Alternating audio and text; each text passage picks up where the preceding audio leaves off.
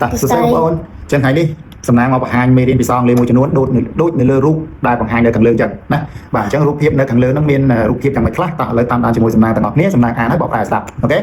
បាទអូខេតោះឥឡូវសំណាងបាទយើងមើលកន្លែងចំណុចខាងឆ្វេងណា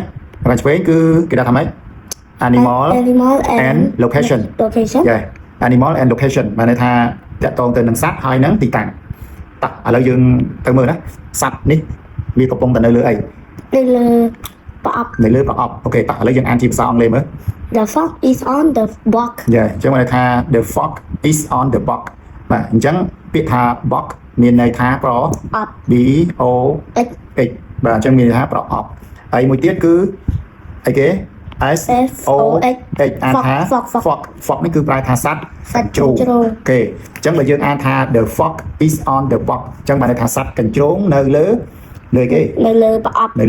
អូខេដូចរូបភាពដែលបង្ហាញនេះអញ្ចឹងណាឃើញទេសត្វកញ្ជ្រោងនៅលើប្រអប់តោះឥឡូវរូបភាពទី2គឺយើងបង្ហាញអំពីកង្កែបនៅលើដុំថ្មអូខេតោះឥឡូវយើងអានជាភាសាអង់គ្លេសមើលកង្កែបនៅលើដុំថ្មអង់គ្លេសថាម៉េចតោះអានមក The frog is on the rock Yeah the frog is on the rock បាទអញ្ចឹងពាក្យថា rock ប្រែជាភាសាខ្មែរថាម៉េចសំណាងប្រែជាភាសាខ្មែរថាដូចជាដុំថ្ម C K rock បាទ rock គឺប្រែថានេះដុំថ្មណាដុំថ្មហើយដល់ពេលកង្កែបអង់គ្លេសថាម៉េច frog តែអង់គ្លេសកង្កែបថា frog spell F R O G អានថា frog yes អញ្ចឹងយើងប្រែពេញជាភាសាខ្មែរថាកង្កែបនៅលើដុំថ្មតោះឥឡូវអានជាភាសាអង់គ្លេស The frog is on the rock Yeah the frog is on the rock ណាតោះឥឡូវយើងចូលដល់រូបភាពទី3រូបភាពទី3នេះគឺរូបភាពអីគេណាឆ្កែនៅលើកំណាត់ឈើឆ្កែនៅលើកំណាត់ឈើឆ្កែនៅលើកំណាត់ឈើតើអង់គ្លេសថាម៉េចឆ្កែនៅលើកំណាត់ឈើ The dog is on the lock Yeah the dog is on the lock Yeah the dog is on the lock ណាអញ្ចឹងពាក្យថា lock L O G ប្រែថាម៉េច lock Yeah lock ប្រែថាកំណាត់ឈើណា lock ប្រែថាកំណាត់ឈើចុះឆ្កែអង់គ្លេសថា dog អូខេណាអញ្ចឹងដល់ពេលឆ្កែនៅលើកំណាត់ឈើThe dog is on the lock អូខេណាតោះឥឡូវយើងចូលដល់រូបភាពមួយទៀតនេះរូបភាពនេះគឺក្មេងស្រីម្នាក់កំពុងធ្វើអីគាត់កំពុងធ្វើអីណោះរមៀលបាល់គាត់កំពុងរមៀលបាល់អូខេគាត់កំពុងតែលេងបាល់ប៉ុន្តែគាត់កំពុងតែរមៀលវាណាបាល់នឹងធំគាត់កំពុងតែរមៀលអញ្ចឹងពេលដែលគាត់កំពុងតែរមៀលអញ្ចឹងអង់គ្លេសថាម៉េចគាត់រមៀលបាល់អញ្ចឹងយើងអង់គ្លេសថាម៉េច I roll the ball Yeah I roll the ball ពាក្យថា ball មានន័យថានេះ ball ពាក្យថា ball ជាភាសាខ្មែរប្រែថាបាល់អូខេពាក្យថា roll នេះជាភាសាខ្មែរថាធ្វើឲ្យរមៀលយ៉ារមៀលអញ្ចឹងបានន័យថាអញ្ចឹងដល់ពេល I roll the ball អញ្ចឹងបានន័យថាយើងរមៀលឬក៏បង្វិលបាល់ណារមៀលវានៅលើដីដូចរុញវាឲ្យពីពិលអញ្ចឹងណា Yes អញ្ចឹងយើងដាក់ថា I roll the ball តោះយើងចប់រូបភាពនឹងមួយទៀតរូបភាពមួយទៀតគឺរូបភាពអីគេនេះរូបភាពគាត់គប់កវែងបាល់ទៅណាអូខេនេះគាត់គប់បាល់កវែងទៅគាត់គប់ push ណាអូខេអញ្ចឹងបើសិនបើនិយាយថាគាត់បានគាត់អីគេនេះគាត់អីគេគាត់បោះបាល់យ៉ាគាត់បោះបាល់ណាគេអញ្ចឹងយើងអាចនិយាយថាគាត់បោះបាល់ហ្នឹងគាត់បោះវូហ្នឹងខ្មែរយើងថាបោះឬក៏គប់ណាឬក៏គប់បាល់ឬក៏បោះបាល់អញ្ចឹងអង់គ្លេសថា he throw the ball Yeah he throw the ball អញ្ចឹង ball ប្រែថាបាល់ដូចមិនអញ្ចឹងដល់ពេល throw បានន័យថាបោះ Yeah throw ហ្នឹងគឺបោះឬក៏គប់អូខេ throw គឺ spell ណាសំណាង spell throw ណា throw T H R O W throw ណា Yeah throw ហ្នឹងគឺគប់បោះឬក៏យើងកវែងណាបាទកវែងគប់បោះហ្នឹងគេហៅថា throw ដល់ពេល he throw the ball គាត់បោះបាល់គាត់គប់បាល់ឬក៏គាត់កវែងបាល់ណាបាទអូខេតើឥឡូវរូបភាពមួយនេះក្មេងស្រីនេះកំពុងធ្វើអីដួលយ៉ាគាត់កំពុងតែដួលណារូបភាពហ្នឹងគឺរូបភាពក្មេងស្រីម្នាក់គាត់ដួលអញ្ចឹងអង់គ្លេសគេថាម៉េចឧទាហរណ៍ថាខ្ញុំដួលណាខ្ញុំដួលអង់គ្លេសថាម៉េច I fall down Yeah I fall down ពាក្យថា fall ហ្នឹងមានន័យថាធ្លាក់ Yes fall S A L fall ធ្លាក់ដល់ពេល fall គេប្រើពាក្យ fall down គេបញ្ជាក់អំពីការដួលឬក៏គាត់ធ្លាក់អីមួយចុះក្រោមតែណាបាទ fall down I fall down ចឹងណាបាទន័យថាខ្ញុំដួលអូខេតោះឥឡូវតឥឡូវសំណាក់អានឲ្យនេះយើងស្ដាប់ណាតោះឥឡូវអាននេះ animal and location The The fox is on the box. Cần sắt sắt trên trống nơi lớn pro up. តាក់ទៀត The frog is on the rock. កង្កែបនៅលើដុំថ្ម The dog is on the log. ឆ្កែនៅលើកំណាត់ឈើ playful action Playful action. I roll the ball. ខ្ញុំរ៉ូឌីលបាល់ He throw the ball. គាត់បោះបាល់ I fall down. ខ្ញុំដួល Okay good Good job. Good job Bye bye បាទ អូខេសួស្តីបងប្អូនថ្ងៃនេះសំណាងគាត់មកបង្ហាញមេរៀនតកតងនឹងពាក្យ roll throw fall ហើយ kick ladder slide ណាអូខេតោះឥឡូវយើងអានថ្ងៃខែសិនថ្ងៃនេះថ្ងៃទីប៉ុន្មានខែអីឆ្នាំណាណាអូខេតោះចាប់ដើមអានមកសំណាងអាន Tuesday 14 July 2026 អូខេទី1យើងចាប់ដើមណាទី1នៅកន្លែងនេះទី1តាទី1ពាក្យថា roll បាទប្រយោគវាអានមក I roll the ball. I roll the ball ពាក្យថា roll មានន័យថា ខ្ញុំរនាលបាល់ ដែលខ្ញុំ រមៀលបាល់អូខេរមៀលនេះដូចរូបភាពនេះចឹងណាបងប្អូនណានេះរូបភាពនេះគឺមានថាក្មេងៗគាត់រមៀលបាល់គាត់រុញឲ្យបាល់នឹងរមៀលអាហ្នឹងគេហៅថា roll អញ្ចឹងយើងនិយាយថា I roll the ball ខ្ញុំរមៀលបាល់ណាអូខេតោះឥឡូវចូលដល់រូបទី2រូបទី2នេះគឺ throw yeah throw ហ្នឹងគឺយើងឃើញនេះឃើញរូបក្មេងៗនេះគឺកំពុងតែគាត់គប់បាល់គាត់បោះបាល់ណាអូខេគាត់គប់បាល់គាត់បោះបាល់អញ្ចឹងអាហ្នឹងគេហៅថា throw អញ្ចឹង he throw the ball មែនទេគេថាសំណាងអាន He throw the ball. អូខេអញ្ចឹងពាក្យថា throw មានន័យថា គាត់បោះបាល់ គាត់បោះបាល់ឬក៏គាត់គប់បាល់ណាបាទទេតោះឥឡូវយើងចូលដល់ពាក្យទី3អូខេនេះពាក្យទី3អញ្ចឹងពាក្យទី3គឺរៀនពីអីទៅណា fall yeah fall អញ្ចឹងតាអានយកវាទីមក I fall down ខ្ញុំដួល អូខេ I fall down ហ្នឹងបានន័យថាគាត់ដួលដូចរូបភាពនេះអញ្ចឹងណាបងប្អូននេះដូចរូបភាពនេះអញ្ចឹងរូបភាពនេះគឺក្មេងគាត់គាត់ធ្លាក់គាត់ដួលអកូតអញ្ចឹងអាហ្នឹងគេហៅថា fall down ណាអូខេ I fall down គាត់ដួលអកូតទិសនៅលើដីអញ្ចឹងអាហ្នឹងគេហៅថា fall down ណាអញ្ចឹង I fall down ណាអូខេ អ្នកសំទៀត crash តាឥឡូវទី4ណានេះទី4បងប្អូនណាទី4នេះទី4 Let's play បាទទី4ហ្នឹងគឺ Let's play ណា let's play អូខេ let's play ហ្នឹងគឺមានថាអស់លេងបាទប៉ុន្តែពាក្យនេះគឺយើងសំដៅទៅលើពាក្យ kick បាទ kick អូខេ kick នេះមានន័យថាម៉េចសំណាង kick មានន័យថាទាត់ អូខេណា K I C K kick អានមើល K I C K kick yeah kick ហ្នឹងប្រែថាទាត់អញ្ចឹងយើងអានមើលនេះប្រយោគមួយនេះអានមើល I kick the ball yeah I kick the ball មានន័យថាម៉េចប្រាជិកខ្មែរ ខ្ញុំទាត់បាល់ អូខេខ្ញុំទាត់បាល់ I kick the ball បានន័យថាខ្ញុំទាត់បាល់ដូចរូបភាពនេះចឹងបងប្អូនណារូបភាពនេះគឺបង្ហាញអំពីក្មេងគាត់ទាត់បាល់អញ្ចឹងយើងនិយាយថា I kick the ball ណាអូខេឥឡូវយើងចូលដល់ទី5ណាទី5នេះទី5បងប្អូនទី5ឃើញទី5អញ្ចឹងទី5នេះរូបភាពបង្ហាញអំពីនារីក្មេងស្រីម្នាក់គាត់ឡើងនៅលើចង្ដើតែអញ្ចឹងចង្ដើអង់គ្លេសថាម៉េចចង្ដើ មានន័យថា ladder អានថា ladder yeah ladder ចង្ដើ ladder ចង្ដើអូខេអញ្ចឹងនៅពេលដែលក្មេងស្រីម្នាក់នេះគាត់ឡើងណានេះឃើញគាត់ឡើងនៅលើចង្ដើអញ្ចឹងអង់គ្លេសថាម៉េច I climb up the ladder yeah I climb up the ladder ណា I climb up the ladder អញ្ចឹងបើន័យថាខ្ញុំណាឡើងចង្ដើណាតែថាខ្ញុំឡើងចង្ដើអូខេឥឡូវយើងចូលដល់ពាក្យទី6នេះទី6ពាក្យទី6នេះយើងឃើញក្មេងម្នាក់គាត់កំពុងតែនេះខ្មែរយើងហៅថាគាត់រំអិលគាត់អង្គុយពីលើមកគាត់ជិះរំអិលបាទតាមនឹងចុះមកអញ្ចឹងអារំអិលហ្នឹងអង់គ្លេសគេថាម៉េចចំណាំ slide yeah slide yeah slide ហ្នឹងគឺនេះអាកន្លែងរំអិលដែលគេចុះមកហ្នឹងហ្នឹងគេហៅថា slide អូខេដល់ពេល goes down the slide ណា goes down the slide ហ្នឹងបានន័យថាយើងជិះទម្លាក់ slide ហ្នឹងចុះក្រោមណាអូខេតែឥឡូវប្រយោគគេនិយាយថានាងជិះ slide ពីលើចុះក្រោមមកអញ្ចឹងអង់គ្លេសយើងថាម៉េចតាក់សនា she goes down the slide yeah she goes down the slide អូខេ she goes down the slide អញ្ចឹងបានថាគាត់រំអិល slide ហ្នឹងពីលើចុះក្រោមណាអូខេហើយថាគាត់រំអិល slide គាត់បានថាគាត់ជិះរំអិលនឹងចុះបាទជិះរំអិលនឹងចុះយើងខ្មែរយើងប្រែអញ្ចឹងណាគាត់ជិះរំអិលនឹងចុះបាទអញ្ចឹងយើងថា she goes down the slide ណាអូខេអញ្ចឹងពាក្យនៅក្នុងនេះគឺឥឡូវប៉ារំលឹកឡើងវិញតាពាក្យថានេះឧទាហរណ៍ថាពាក្យបាល់អង់គ្លេសថាម៉េចបាល់ ball ណា ball ចុះបើសិនបើក្មេងៗគាត់រមៀលបាល់នឹងលេង bà rô mía ông lê thằng mấy rô mía rồi dạ rô nó cứ rô mía cho bà sân bà con bọc bà đi cái lại mũi tiết chẳng anh ấy ông lê thằng mấy sầu dạ sro đó sro cho bà sân bà con ta đó có tọc cút nơi lớn đây cứ chân tới nó cái hai cái dạ cái hai phò đào hay cho bà sân bà mình là đi còn vô chương từ toát bà là còn toát măng anh ấy ông lê cái thằng mấy dạ kick dạ kick cho nênรูปភាពនេះគេហៅគេ là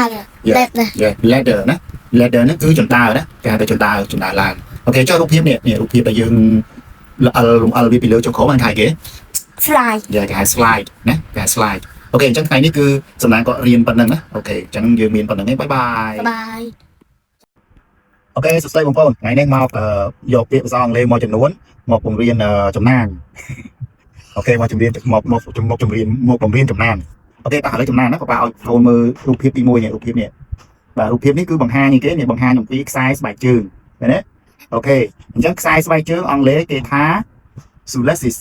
អានមក shoelaces yeah shoelaces shoelaces do you see yeah I know shoelaces មកអានមក shoelaces yeah shoelaces spell អញ្ចឹងជប់ spell shoelaces spell S spell មកនេះ S A O E L A C E S shoelaces shoelaces ចាំអត់ shoelaces អានប្រែថាខ្សែស្បែកជើងណាអូខេមកលើអូខេ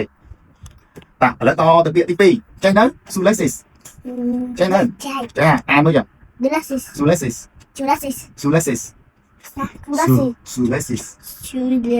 yes អានឹងខ្សែស្បែកជើងតោះឥឡូវទី2នេះទី2គេនេះរួយគេនេះមើលដៃគេច្អល់ដៃច្អល់លើគេណាដៃច្អល់លើនេះ velcro អានឹងគេហៅគេនេះអាប្រដាប់បបបិទហ្នឹងណាអាប្រដាប់បបបិទហ្នឹងគេអានថា velcro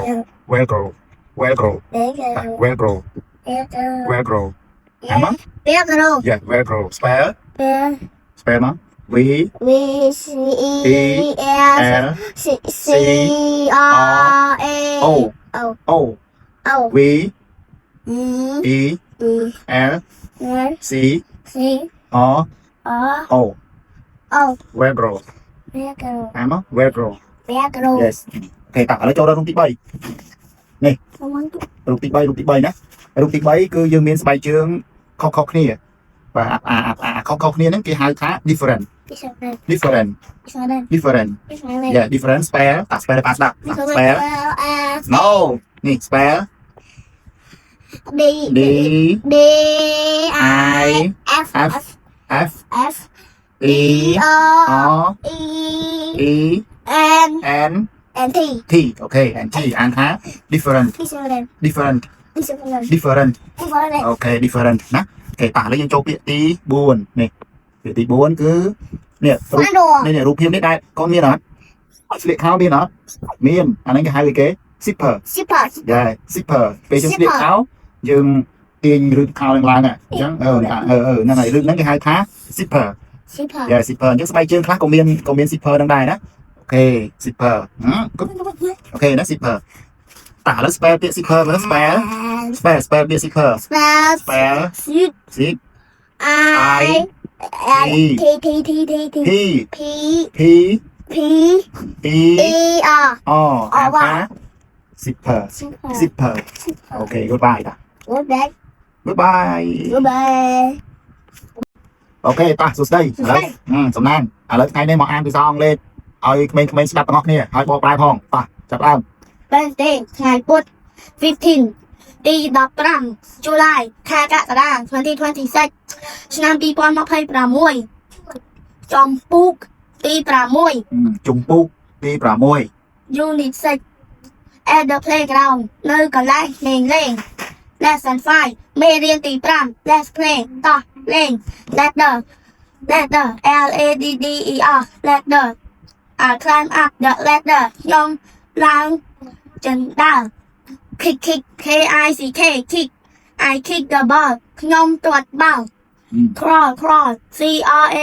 W L crawl the baby can crawl កូនង៉ែត vía bàn thục baby បើន័យថា baby អាចវាបាន baby ai vía bàn còn nhai ai vía bàn អូខេ thục thục T U B E thục crawl through the thục Yeah. vía cắt តាម the ទៅយោ doyo crawl through the tube វាកាត់តាមទៅយោបើសិនបើ baby វាកាត់តាមទៅយោយើងថា the baby crawl through the tube អូខេអញ្ចឹងបានន័យថា baby គាត់វាកាត់តាមទៅយោណាអូខេតោះតទៅទៀត merry go round merry go round M E R R Y space G O space R O U N D merry go round go around and around on the merry go round ទៅ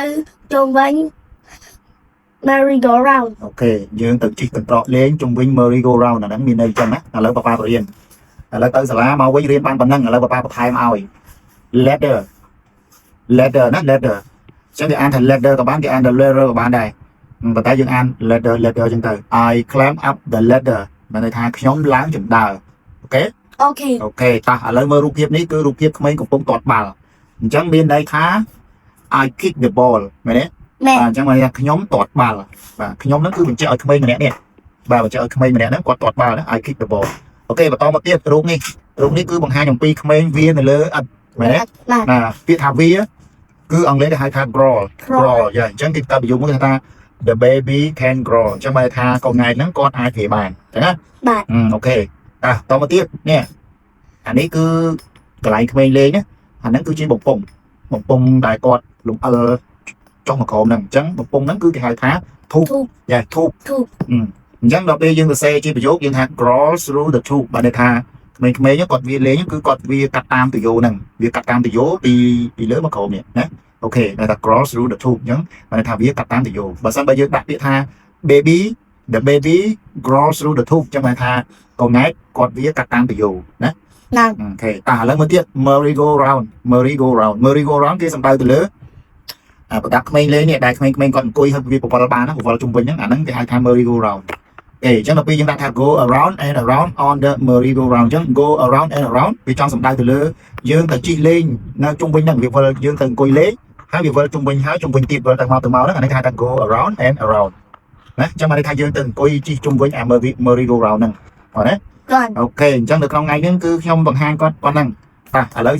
ប៉ាសួរកូន ladder ប្រែថាម៉េច ចឹងដើរ ចណ្ដើរ kick ប្រែថាម៉េច kick ប្រែថាទាត់ អូខេ crawl ប្រែថាម៉េច ប្រែថាវា ប្រែថាវា tube ប្រែថាម៉េច Tube ទៅយោ យ៉ាទៅយោ tube ហ្នឹងលក្ខណៈបំពង់ទៅយោក្មេងលេងអាធំៗហ្នឹង tube ហ្នឹងក៏យើងអាចប្រើថាជាទៅយោទឹកទៅយោអីក៏គេប្រើ tube ដែរអូខេតោះជុំ merry go round merry go round merry go round បានន័យថាគឺជាឧបករណ៍មួយសម្រាប់ក្មេងគាត់អង្គុយលេងគាត់ជិះលេងជុំវិញវិលជុំវិញនៅកន្លែង playground ណាអូខេតោះអញ្ចឹងថ្ងៃនេះគឺយើងរៀនតែប៉ុណ្្នឹងទេតោះអូខេបាយបាយណាបាយអូខេសួស្តីបងប្អូនថ្ងៃនេះមកពង្រៀនចំណានម្ដងឥឡូវចំណានថ្ងៃនេះគឺរៀនការរាប់លេខពីលេខ0ដល់លេខ10ជាភាសាអង់គ្លេសតោះឥឡូវចំណានចាប់ដើមអានតោះនេះឲ្យលេខប៉ុន្មាន zero តោះ0 spell spell C A Z C E E K R R O O zero 0 zero ដែរទី ហ្នឹង0តោះមួយទៀតចុះនេះ one one pond apple យ៉ា one apple spell spell O N E O N E E អានថា one one យ៉ា one apple one pet តោះបន្តមកទៀត two ចុះនេះ two two spell two car យ៉ា two car spell T W O យ៉ា T T W T O អូខេតោះឥឡូវបន្តទៀតអានេះ three bird three bird យ៉ា three bird អូខេតោះ spell three T H H R E R R E E E E យ៉ា three three អូខេ E E ចឹង E តោះទៅទៀត four អូខេ four spell spell F four ball យ៉ា four ball spell F F O U R R four four យ៉ាតទៀតតឥឡូវនេះ five number 5អូខេ5 spell spell F I V F I I V E E five five โอเคนะเลขបន្ទាប់ពី five អីគេ six six អូខេ six spell ញ៉ាំនេះ អូខេ six six s S i I six 6អី đây ta bạn ăn cái rồi ta ok taបន្ទាប់ពី six អីគេ seven seven yeah spell seven s S A V v V E N e n អូខេណា seven seven រូបភាពនេះគឺ rainbow yeah rainbow អូខេ rainbow តាទៀតនេះលេខ number eight 8អូខេ Eight spell eight spell sky yeah spell E e I i E g G H T t h eight yeah eight star eight star អូខេបន្តទៀតលេខបន្ទាប់លេខបាន nine number nine អូខេ nine spell បាទ nine spell N I N E អូខេ n i n e ណាអានថា nine nine អូខេតោះបន្ទាប់នេះបន្ទាប់ពី nine គេ 100 ten ten អូខេ ten spell T E N yeah t e n T E N ten ten អូខេតើលើរាប់តា one តើអានមក one one oh sorry ណាខ្ញុំតោះខំហើយ zero zero one one two two three three four four five six seven seven eight nine ten អូខេបាយបាយចប់ហើយអូខេសួស្តីបងប្អូនបាទថ្ងៃនេះគឺខ្ញុំនឹងមកបង្ហាញមេរៀនតកតងនឹង alphabet អក្សរ T ហើយនិង U មកបរៀនកូនខ្ញុំណាអូខេតោះឥឡូវចំណានឥឡូវជាពិសេសចំណានមួយសំណានគាត់ចេះហើយតោះឥឡូវខ្ញុំសួរអក្សរនេះអក្សរអីគេចំណាន T អក្សរ T តូច T ធំ T không T ធំអូខេ T ធំចុះនេះអក្សរអីគេ qua từ T letter T T នឹង T តូចណា T T តោះឥឡូវ T គឺ ten T ten T ten ten spell មើល báo T T E N អូខេ ten ten ហើយចុះរូបភាពនេះហៅរូបភាពអីគេ thôi khà toy car យ៉ែអានថា toy car thôi khà តោះឥឡូវអក្សរ T ចប់ហើយលើយើងចូលអក្សរមួយទៀតនេះអក្សរនេះអក្សរអីគេ vô U ធំ U តូច chứ không U ធំហើយ U នេះ U អី như tôi U តូច U តូចណាអានេះធំអានេះតូចឃើញទេអូខេអញ្ចឹងអានេះធំអានេះតូចតោះឥឡូវយើងមានពាក្យមួយតើតើអក្សរ U ហ្នឹងគឺ up ហ្នឹងអីគេ up ហ្នឹងអីគេសំណាង up ហ្នឹង up and down and six six up ហ្នឹងគឺនៅលើណាហើយចុះទៅពេលរូបឆ្មានេះរូបឆ្មានេះនៅគេនៅក្រោមអី lực trồng tộc ឆ្មានៅក្រោមតុអញ្ចឹងនៅក្រោមអង់គ្លេសថាអីគេនេះ under under នៅក្រោម under nó cao ឆ្មានៅក្រោមតុ mà nó tộc the cat under the table អាមក the cat under the table ok under thế đòn the cat under the table thế bòn yeah thế nó the cat under the table thế bòn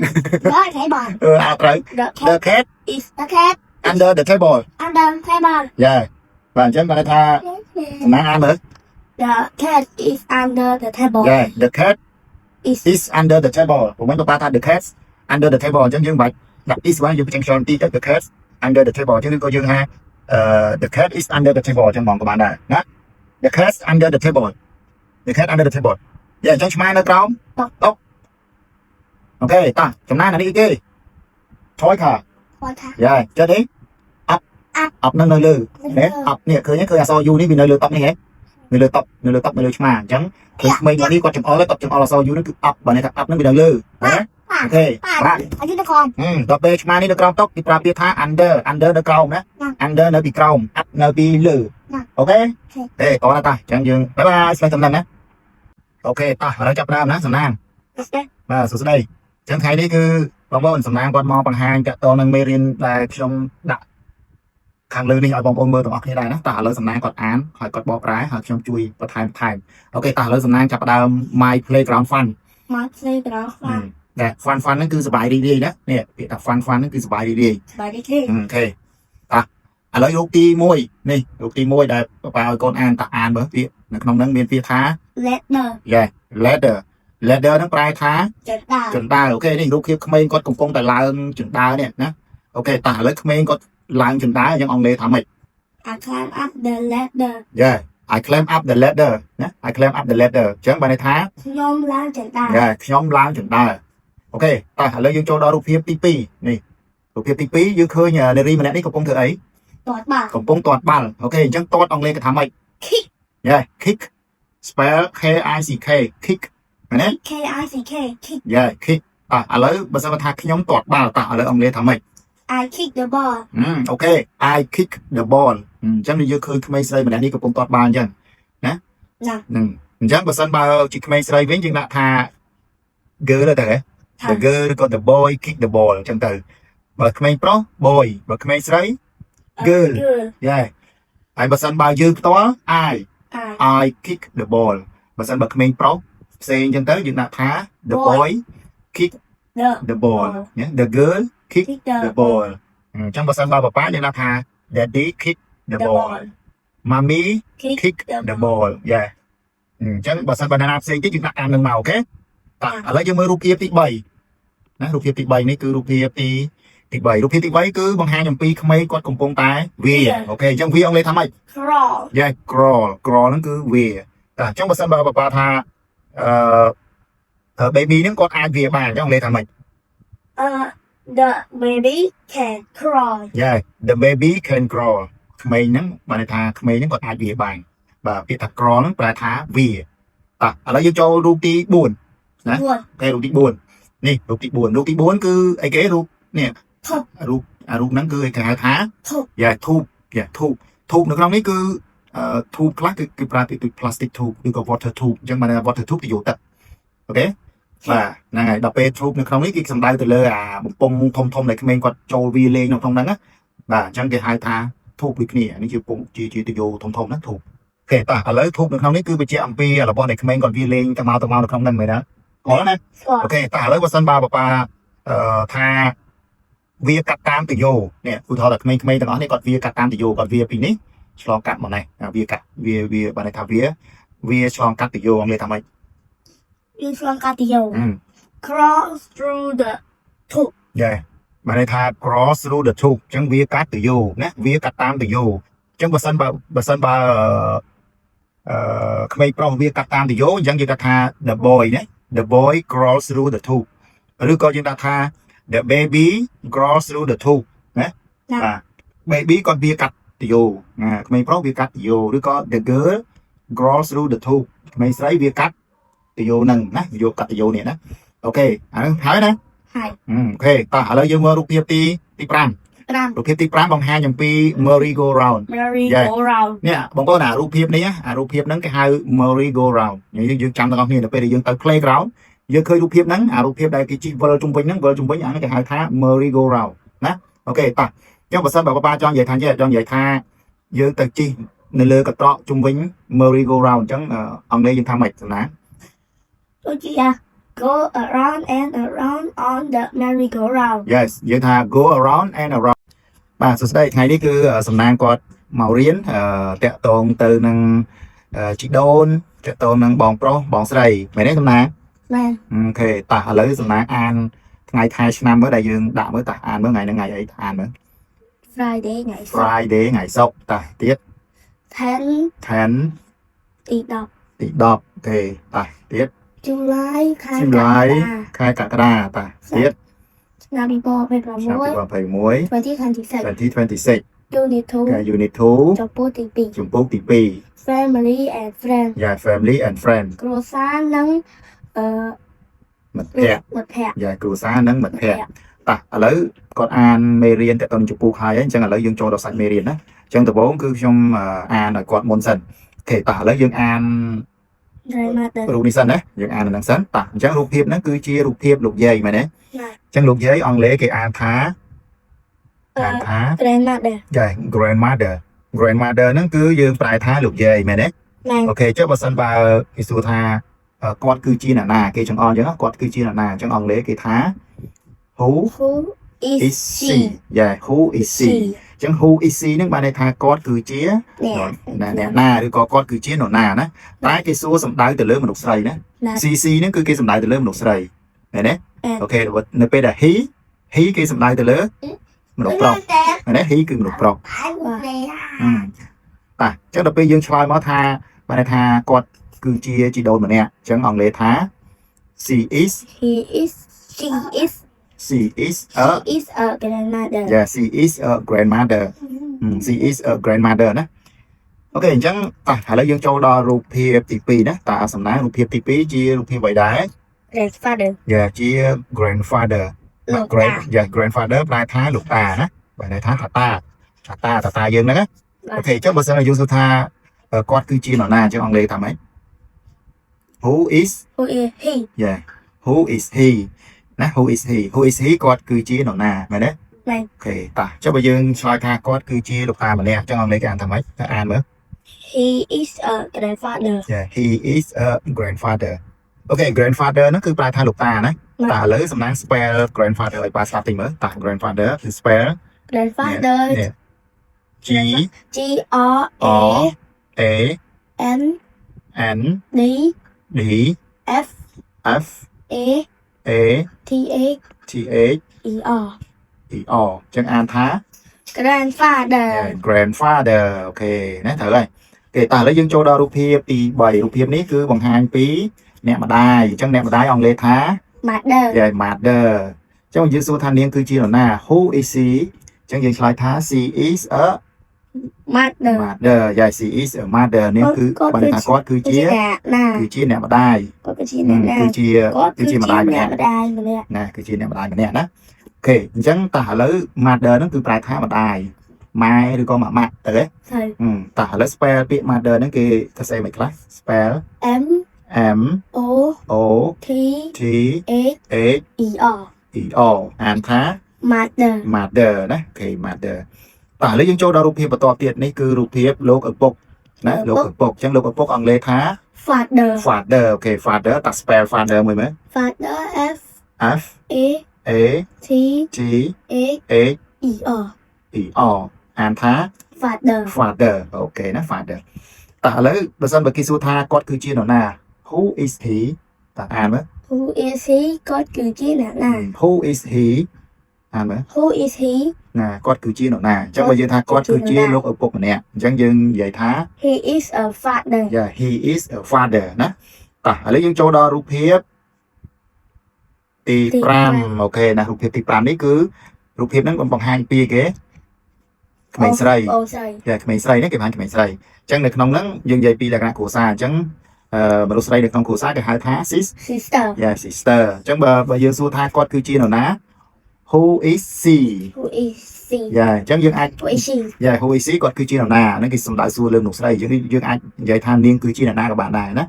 បាទអញ្ចឹងប៉ុន្តែយើងប្រើពាក្យគាត់សមរម្យជាងឲ្យតែយើងយល់ថា she គឺប្រើជាមួយមនុស្សស្រី he គេប្រើជាមួយមនុស្សប្រុសណា បាទ អូខេអញ្ចឹង who is she បានន័យថានាងគឺជានរណាឬក៏គាត់គឺជានរណាអូខេតោះ